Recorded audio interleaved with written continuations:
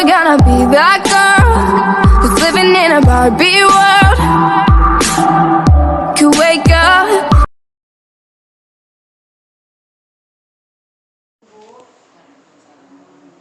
Maaf sudah mengganggu waktu kesibukan sampean sebagai pemimpin di sekolah ini.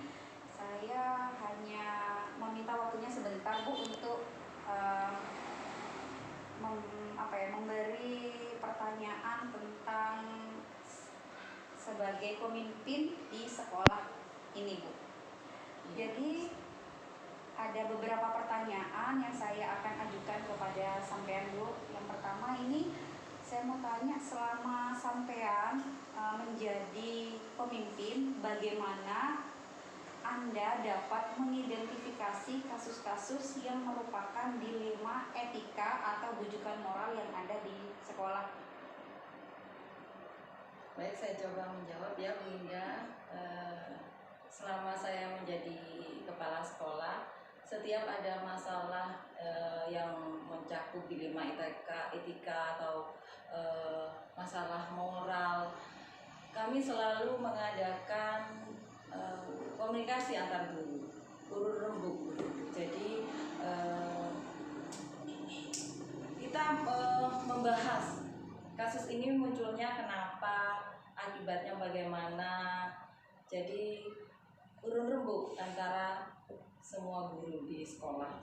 Jadi dirapatkan ya Bu ya? Iya, untuk mencari solusi bersama. Ya.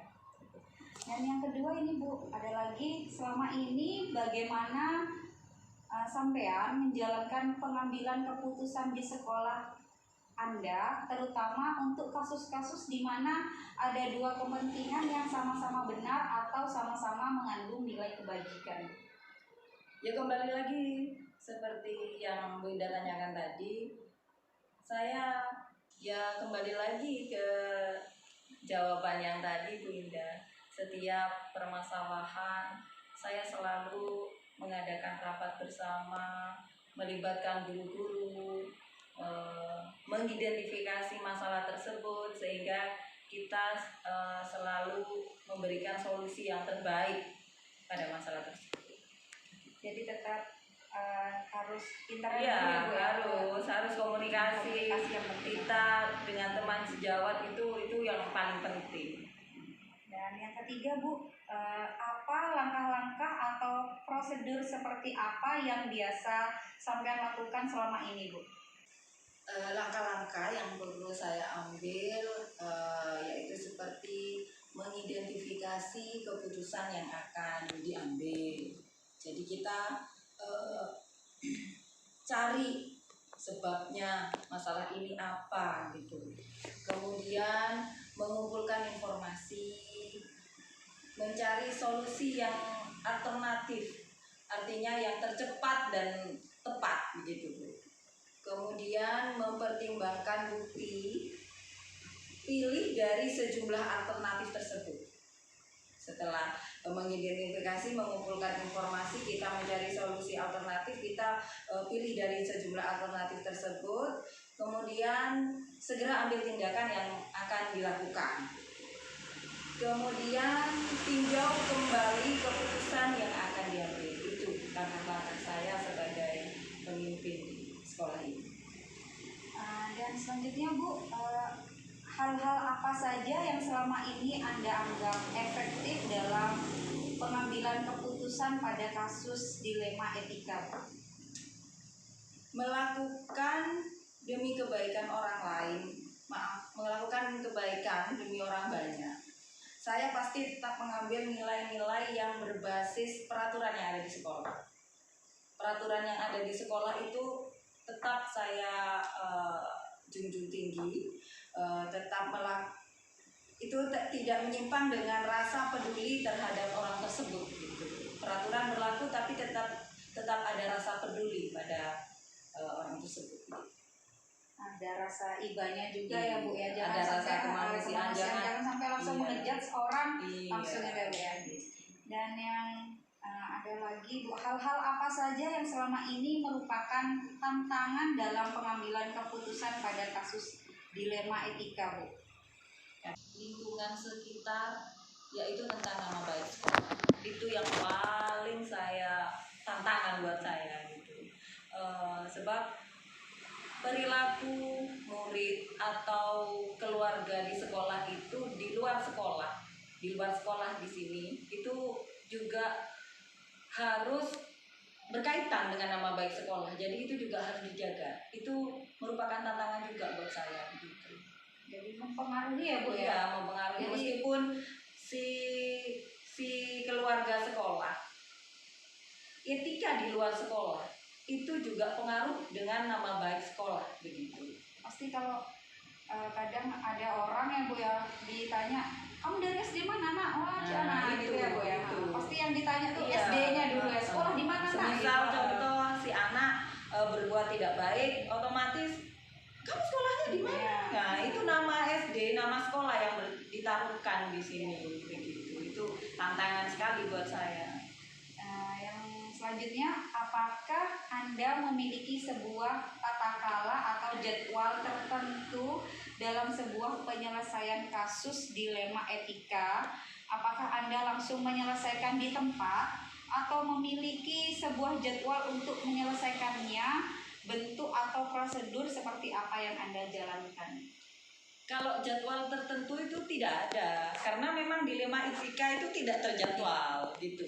Jadi semisal ada masalah, ya saya harus diselesaikan dalam waktu itu. Masalah kalau dibiarkan maka akan tambah membesar dan melebar. Jadi harus diselesaikan dengan baik pada waktu itu. Jadi tidak ada jadwal tertentu. Jadi kalau ada langsung ya Bu ya, karena Iya, kalau ditunda-tunda jangan, udah nanti malah pasti tambah melebar kemana-mana. Iya. Yang pertanyaan terakhir selanjutnya, adakah seseorang atau faktor-faktor apa yang selama ini mempermudah atau membantu Anda dalam pengambilan keputusan dalam kasus dilema etika, Bu? Tentu saja peran guru di sekolah itu sangat membantu saya. Selain peran guru juga di lingkungan sekolah seperti komite atau wali murid yang berkaitan pada waktu itu, semisal ada masalah itu. Yang poin yang pertama tentu saja guru yang sangat membantu saya. Karena sudah keluarga ya Bu ya. Iya. Yang terakhir Bu, dari semua hal yang telah disampaikan, pembelajaran apa yang dapat Anda petik dari pengalaman Anda mengambil keputusan dilema etika? Saya belajar dari berbagai pengalaman selama saya menjadi sekolah. Setiap masalah yang dihadapi itu berbeda-beda untuk mengambil keputusan. Selain itu juga saya sharing-sharing dengan teman sejawat saya. Ya begitu. Jadi dengan teman sejawat, dengan guru-guru, itu yang paling berkompeten mendukung keputusan yang saya ambil di sekolah. Jadi intinya setiap ada masalah jangan diselesaikan sendiri ya Bu ya, harus kita melibatkan semua pihak, terutama guru ya Bu. Terutama guru.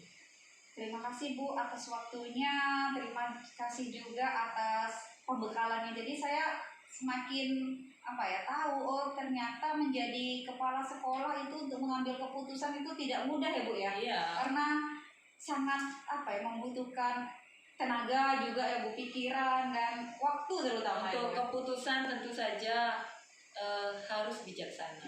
Nah, untuk membuat keputusan bijaksana itu saya harus merangkum dari semua aspek dan juga solusi bersama dengan guru-guru. Terima kasih Bu, ini sangat ilmu yang sangat bermanfaat bagi saya. Terima kasih Bu.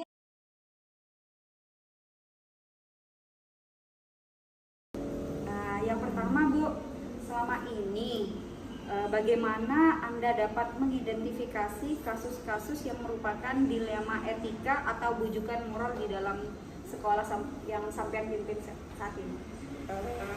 Bukan saat ini ya, jadi waktu itu yang saya temui saat saya menjadi seorang pemimpin terkait dilema etika tentang kasus-kasus moral di situ, ya kami tidak lanjuti di situ karena kami di bawah yayasan. Jadi kami selalu koordinasi dengan pihak yayasan, terlebih dengan kasus-kasus sekolah yang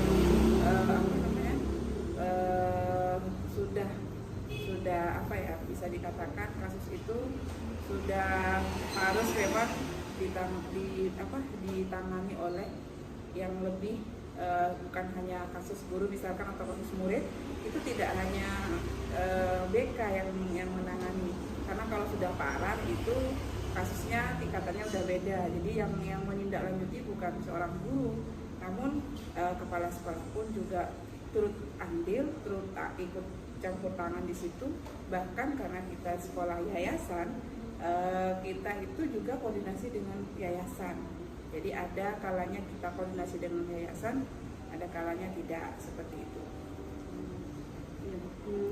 Jadi yang selanjutnya, selama ini bagaimana Anda menjalankan pengambilan keputusan di sekolah Anda, terutama untuk kasus-kasus di mana ada dua kepentingan yang sama-sama benar atau sama-sama mengandung nilai kebajikan, Bu?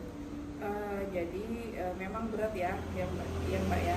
Di sini untuk mengambil keputusan itu hal yang paling jujur, hal yang paling berat buat saya selaku pemimpin, selaku kepala sekolah di situ. Terkait juga di situ mengandung kebajikan, terus ada rasa empati, toleransi, kasihan, seperti itu. Maka saya ambil jalan tengahnya di situ. Namun tidak hanya saya sendiri, jadi saya selalu berkoordinasi dengan dengan beberapa guru dan beberapa petinggi yang ada di lembaga dan juga yang ada di yayasan, seperti itu. Lalu Bu, bagaimana langkah-langkah atau prosedur seperti apa yang biasa Anda lakukan selama ini? Langkah-langkah apa itu? Mengambil keputusan tentang dilema etika yang terjadi di sekolah. Jadi ya ini, kita identifikasi dulu masalahnya apa. Jadi kita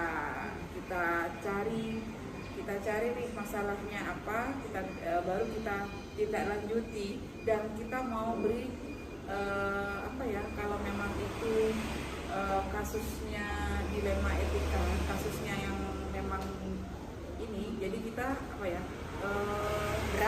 berat. Nah, kasusnya berat, ya bisa kita kasih punishment, jadi kasih scoring ya.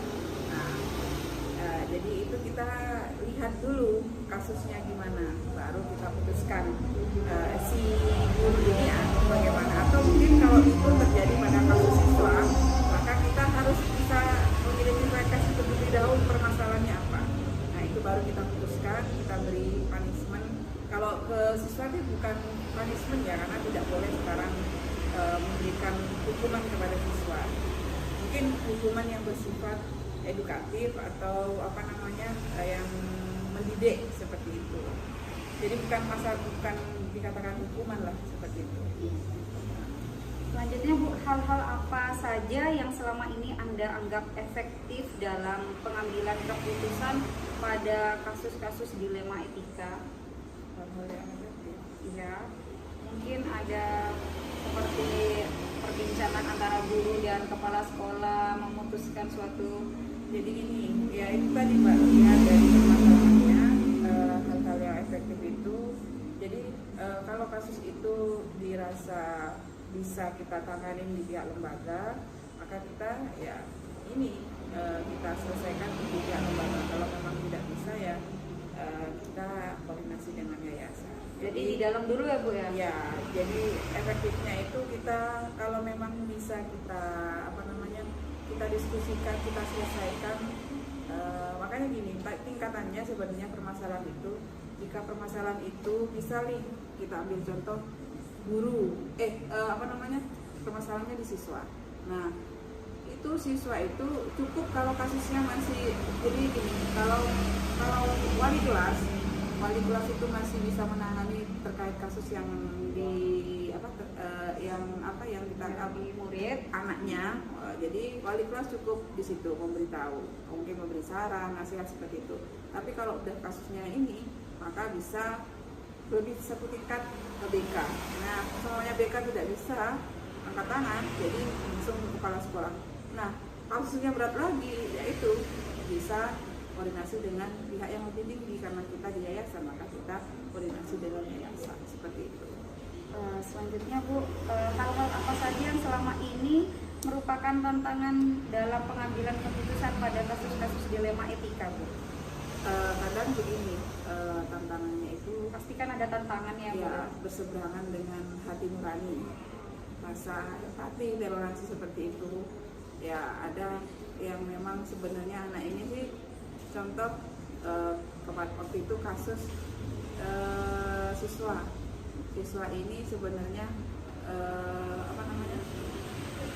siswa ini sebenarnya bisa, namun karena terkait ekonomi terus latar belakang keluarga sehingga siswa ini mengalami kemunduran dan dia dikategorikan tidak naik kelas. Nah seperti itu kan kasus bagi guru, bagi di lembaga ini, maka kita lihat jadi masih ada sisi sosial kita melihat ya ini ada namanya kesempatan Masa empati gitu ya Bu Ya. ya kepada anak itu ya Bu. jadi siswa itu ya kita berikan kesempatan sebelum pleno itu diputuskan. Nah, baru kalau sudah diputuskan ya tidak akan naik kelas seperti itu. Contohnya yang sederhana. Ada juga mungkin di sini contohnya guru, misalkan guru yang tidak disiplin kerja, disiplin masuk, sering terlambat seperti itu. Nah, karena memang dulu saya diangkat dari bawahan, dari wakil, dulu saya juga seorang guru, dipromosikan sebagai kepala sekolah, otomatis rasa masih ada rasa kesenjangan. Jadi kebiasaan kita itu seperti sama. Sama-sama teman, karena saya memang diangkat dari bawah, jadi ada rasa itu yang rasa canggung. Nah seperti itu yang sebenarnya itu tidak bagus, itu yang harus. Selanjutnya Bu, apakah Anda memiliki sebuah tata kala atau jadwal tertentu dalam sebuah penyelesaian kasus dilema etika? Apakah Anda langsung menyelesaikan di tempat atau memiliki sebuah jadwal untuk menyelesaikannya? Bentuk atau prosedur seperti apa yang Anda jalankan?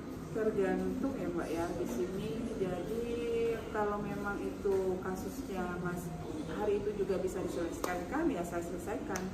Tapi kalau itu memang kasusnya berat, mungkin perlu waktu, perlu penyidikan, identifikasi, maka itu akan kita jadwalkan.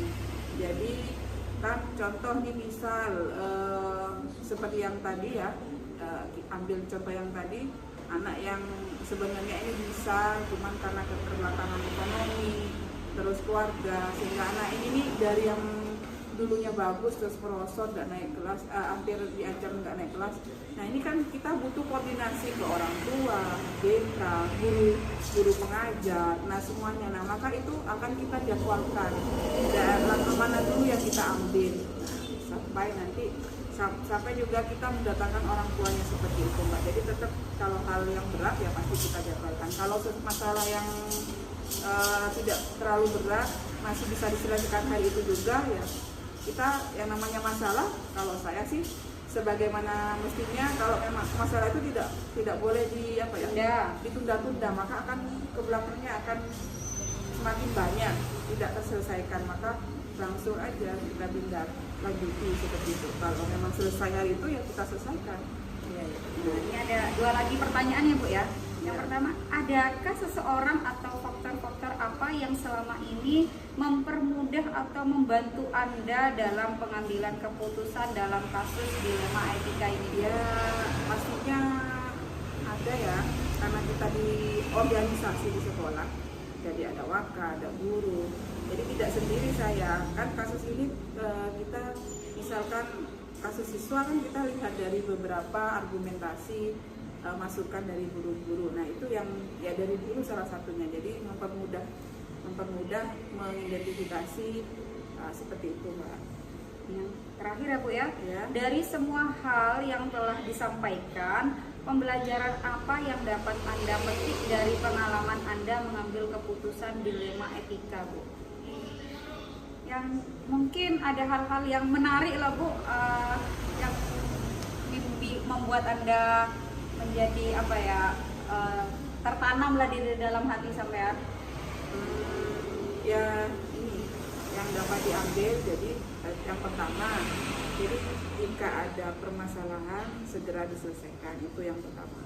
Karena kalau kita ulur-ulur waktu maka tidak akan baik di sekitar lembaga itu, maka akan merembet kemana-mana masalah itu, maka harus segera diselesaikan. Dan yang kedua itu adalah jadi memang yang paling berat sebagai pemimpin itu di sini adalah bagaimana kita menempatkan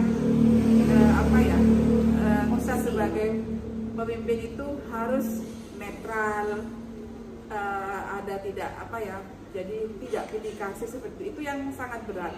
Memang mengambil keputusan itu sangat berat, harus mempertimbangkan baik buruknya, dampaknya seperti apa, itu yang harus, ya itu yang saya dapat ambil dari pelajaran terkait kasus-kasus yang sudah saya tangani sebelumnya, seperti itu. Terima kasih Bu, sudah menjawab semua pertanyaan dari saya. Saya dapat ilmu lagi nih Bu dalam pendidikan, dalam mengambil sebuah keputusan dalam sekolah. Dalam sekolah, ya betul. Terima kasih Bu ya. Semoga sukses Mbak Ida.